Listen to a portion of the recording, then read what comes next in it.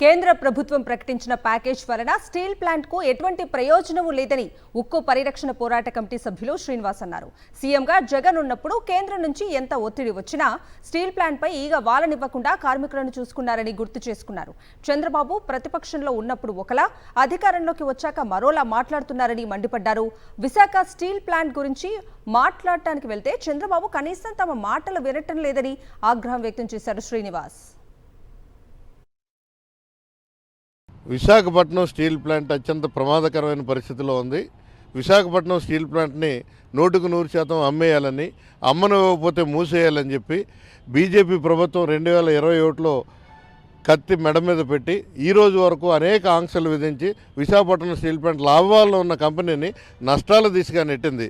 ఆ పరిస్థితుల్లో ఆనాడు ఉన్నటువంటి రాష్ట్ర ముఖ్యమంత్రి జగన్మోహన్ రెడ్డి గారితో 1:40 ఎయిర్పోర్ట్లో విశాఖపట్నం స్టీల్ ప్లాంట్ ఉక్కు పరిరక్షణ పోరాట కమిటీ సభ్యులు 15 మంది 1:40 మాట్లాడినప్పుడు ఆ రోజు ఉన్న పరిస్థితుల్లో కేంద్ర ప్రభుత్వానికి ఈ రాష్ట్రంలో ఉన్నటువంటి ఎంపీలతో కానీ, ఈ రాష్ట్రంలో ఉన్నటువంటి పరిపాలనతో కానీ వాళ్ళకి సంబంధం లేదు.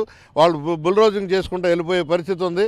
వారు మనసు మారాలి, మోడీ గారు మనసు మారాలి, విశాఖపట్నం స్టీల్ ప్లాంట్ని ప్రభుత్వ రంగ సంస్థగా కొనసాగించాలని చెప్పి మనం భగవంతుని ప్రార్థన చేద్దాం.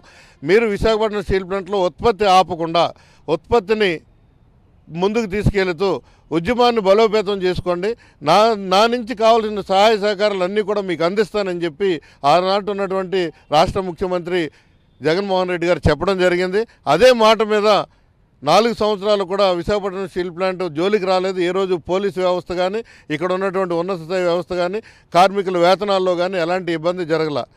సార్వత్రిక ఎన్నికల ముందు చంద్రబాబు నాయుడు గారు ఇదే టెంట్కి వచ్చి విశాఖపట్నం స్టీల్ ప్లాంట్ కోర్మాన్పాలెం ప్రధాన కూడలిలో ఆయన ప్రకటన చేశారు. గత ప్రభుత్వాలు నిర్వీర్యం చేశాయి, వైసీపీ ప్రభుత్వం పట్టించుకోలేదు. ఇది త్యాగాలు, పోరాటాలు, బలిదానాల ద్వారా వచ్చిన పరిశ్రమ. ఈ పరిశ్రమను కాపాడవలసిన అవసరం మన మీద ఉంది. నా వంతు కృషిగా మీరు గాజువాక ఎమ్మెల్యే అలాగే విశాఖ ఎంపీని గెలిపించండి, ఈ ప్రాంతంలో కూటమిని బలపరచండి. నేను పూర్తి స్థాయిలో మీకు సహకరించి విశాఖపట్నం స్టీల్ ప్లాంట్ని మన త్యాగదనుల కీర్తిని శ్లాఘించుకుందామని చెప్పిన పెద్ద మనిషి సార్వత్రిక ఎన్నికల తర్వాత ఆయన కలవడానికి వెళ్తే మీరు మాట్లాడొద్దు, ఎవరు మాట్లాడడానికి వీల్లేదు, నాకు అన్ని విషయాలు తెలుసు,